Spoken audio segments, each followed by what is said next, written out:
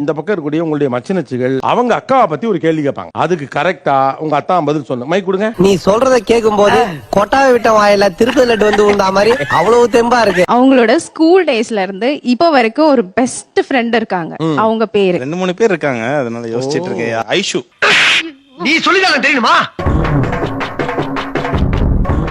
எங்க அக்கா ஸ்ட்ரெஸ்ஸா இருந்தா அவ ஃபர்ஸ்ட் என்ன பண்ணுவா? என்னை தூக்கி போட்டு அடிப்பா.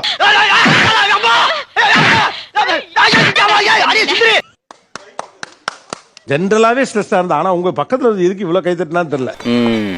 இவனும் பாதிக்கப்பட்டிருக்கான். அவ ஃபர்ஸ்ட் அமைதியா இருப்பா சார். 2 நாள் அமைதியாவே 2 நாள் அமைதியா இருப்பா.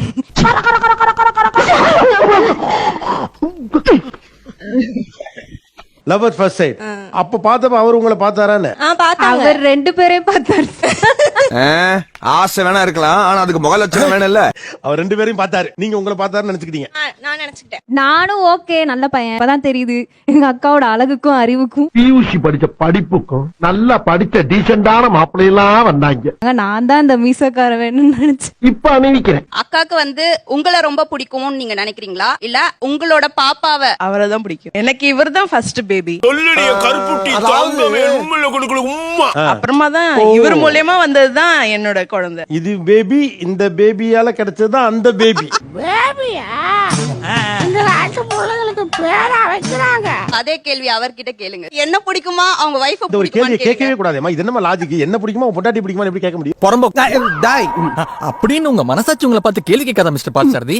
அந்த ஆப்ஷன்லயே வைக்கலனாலும் அவர் வந்து அவ்வளவுதான் சொல்லியிருப்போம். உண்மையதான் சார் சொல்றேன். எனக்கு ரொம்ப ரொம்ப பிடிக்கும். பிடிக்குமா அவ்வளவு பிடிக்கும் அவ்வளவுதான் பிடிக்கும்னு சொல்லுவேன் சார். அது எப்படி? அவங்க வந்து என்கிட்ட ரொம்ப ஃப்ரெண்டா இருப்பாங்க. என்னோட மனசாட்சி அவங்க இருக்காங்க. அதே விஷயம் நான் இவங்க ஷேர் பண்ண எங்க ரியாக்ஷன் வேற போல இருக்கு. இல்லை இல்லை, நீ என்ன விளக்கம் சொன்னாலும் அதை ஏற்றுக்கொள்ள என் மனம் மறுக்கின்றது. அவ வந்துட்டு வீடு தொடக்கிறேன்னு தொடச்சு சமத்தியா ஒரு அடி வாங்கினான். தாடையில தப்பு. பல்லுல 2 பல்லு அதே ஸ்லாண்டிங்கா உடையற மாதிரி அடி வாங்க. இப்ப கேப் தெரிஞ்சிருக்கணும். சொல்லவே இல்ல சார். ஆனா இன்னொரு பக்கம் இருக்கு, மாப்பிளைக்கு மறைச்சு உடைச்ச பல்ல வச்சு கல்யாணம் பண்ணி கொடுத்துருக்கீங்க. ஏமாத்தி போட்டாங்க பெரியப்பா. நல்லா நம்ப வச்சு மோசம் பண்ணிட்டாங்க பெரியப்பா. சொல்லுங்கம்மா, என்ன பனிஷ்மென்ட்? வந்து அவளுக்கு கடிக்கிறதுனா ரொம்ப பிடிக்கும்.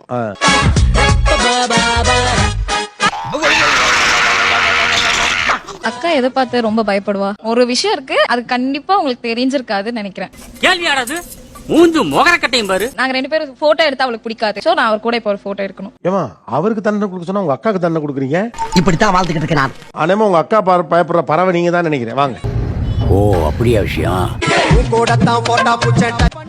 சும்மாவே பக்கத்துல நின்னாலே பிடிக்காது சார். நீ கையறா போட்டோ எடுத்து ரொம்ப நேரம் ஆச்சு. பொறாம லைட்டா எங்க மாமா வந்து டார்லிங் கூப்பிடுனேன். டார்லிங் கூப்பிட மாட்டாரு. யாருமே தண்டனை எல்லாம் கொடுக்கல. இப்படி கூப்பிட்டது இல்ல இது வரைக்கும். சோ ஃபர்ஸ்ட் டைம் கூப்பிடுறேன். சொல்லு டார்லிங். அந்த ஷேர் பண்ணுங்க. டேய் நீ படுவா பரதேசி உன்னை மீட்ல வந்து மிதிக்கிறான். ஓ உங்க அப்பாட்ட ஒர்க் பண்ணாரு அவரு?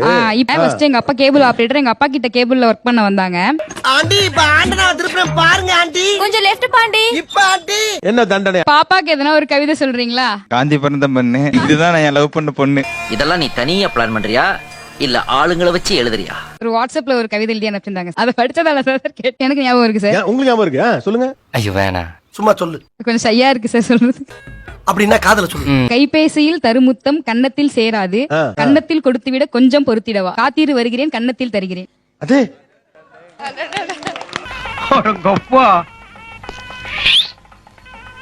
கோயிலே. சோ இப்போ நீங்க உங்க அன்புக்குரிய அத்தானுங்களை கவனிக்க போறீங்க அன்பா. நான் பண்ணாம அதை விட வரேன்னா ஒண்ணு எனக்கு. அதுக்காக தான் காத்து நிக்கிறேன். அவங்கள திக்குமுக்காடுற அளவுக்கு அவங்களுக்கு நீங்க அதை கொடுத்து சாப்பிடுங்க சாப்பிடுங்க அவங்களை சாப்பிட வைக்க வேண்டியது உங்க வேலை. எங்களை பார்த்தா கிண்டலா தெரியுதா? ஆமா. என்ன ஓமா? லட்டு. லட்டு. சரி.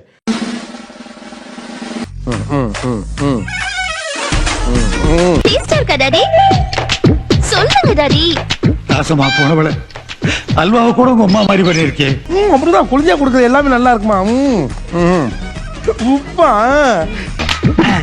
உப்புல அல்வா கொஞ்சம் கம்மி இல்ல. இப்ப ஊட்டி விடுறாங்க சாப்பிடுங்க. அப்படி தம்பி. மோர் கொஞ்சம் சாப்பிடுறீங்களா தம்பி? நான் நல்லா பண்றனோ இல்லையோ, ஆனா நீ நல்லா பண்ற. மோருமா? மோர் டக்கு கொஞ்சம் ஆரம்பிக்கும். சிவாஜி சிவாஜி காப்பியில கோமியத்தை கலந்துட்டாங்கப்பா. கண்ணு கலங்குது, அந்த வடை வாய்க்கு போலேன்னு சொல்ல முடியாம அழுதுட்டு இருந்தீங்களா தம்பி? விட்டுருங்க. நான் ஊட்டுவேன் சார், அவர் இப்ப என்ன கொஞ்சிட்டே ஊட்டணும். அவர் கொஞ்சிக்கிட்டே உங்களுக்கு ஊட்டணுமா? இல்ல சார், என்ன இப்படி பண்ணிட்டு போனா அவ காண்டா.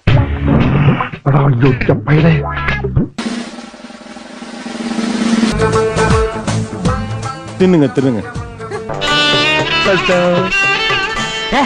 ஒரு ரூபா சோத்துக்கே உணர்ச்சி வசப்படுறிய. கண்டினியூ. புஜுக் புஜுக் பண்ணுங்கப்பா. நீ பண்ணணும். பண்ணல இப்ப நீ கொளிஞ்சா கழித்தீங்க. நல்லா புஜுக் புஜுக் பண்ணு. புஜுக் புஜுக் பண்ணு. புச்சுக்கு புச்சுக்கு புச்சுக்கு புச்சுக்கு புச்சுக்கா ஆண்டிச்சிருக்காருல்ல அவர். என்ன சார்? புளிய கலக்கிட்டாங்க. புளிய கலந்துட்டாங்களா? ஆவியை விட மோசமான பாவியா இருப்பான் போல் இருக்கே ஐயா. ஆத்தடி எத்த தண்டி.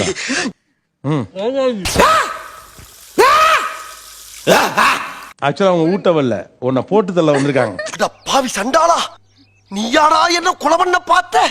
முடிஞ்சிருச்சுல்ல, இனி என் முன்னாடி ஒருத்த நிக்க கூடாது. அவுட்.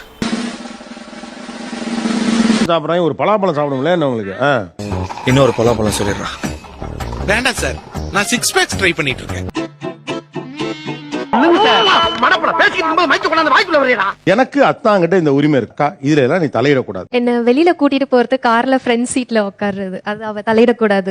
அது முடியாது, நடக்காது, நடக்கவே நடக்காது. உங்க கணவர்கிட்ட அவங்க கொழுந்தியா யாராவது இப்படி கிளைம் பண்ணா நீங்க ஒத்துப்பீங்களா? கண்டிப்பா ஒத்துப்பேன். எனக்கு அவ பண்ணி இருக்கா. இதுக்கெல்லாம் யாரு காரணம் தெரியுமா?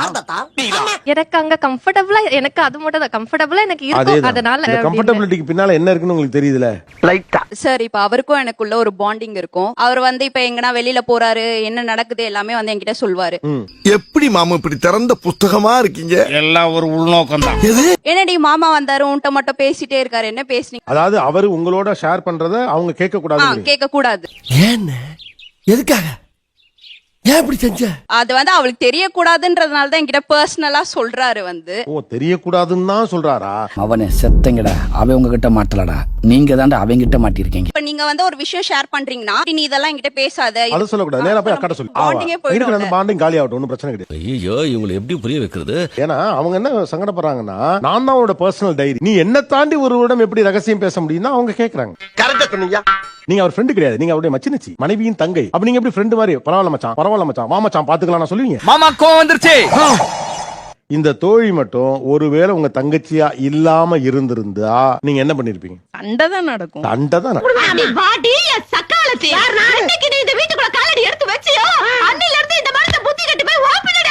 நான் உன ஃப்ரெண்டா பார்க்கல, ஒரு மனசாட்சியா பாக்குறேன். மனசாட்சியை பாக்குறேன். ஆமா சார். ஆனா என்ன பிரயோஜனம்? அம்மன் ஜல்லிக்கு பிரயோஜனம்டா. இந்த மனசாட்சி, கண்ணாடி இதெல்லாம் பக்கத்துல இருக்க பொண்டாட்டி, அது எப்படி மச்சினிச்சியா வர முடியும்? அந்த புரிதல் உங்களுக்கு நான் சொல்றத ஏத்துக்கிற பக்கம் உங்களுக்கு கிடையாது. எப்ப பக்குவத்தை உண்டாக்கணும்? எனக்கு வருத்தம்ப்பா, எனக்கு ரொம்ப வருத்தம். இத்தனை நாள் என் கூட பழகிட்டு இப்படி பண்றீங்க, அசிங்கமா இருக்குடா.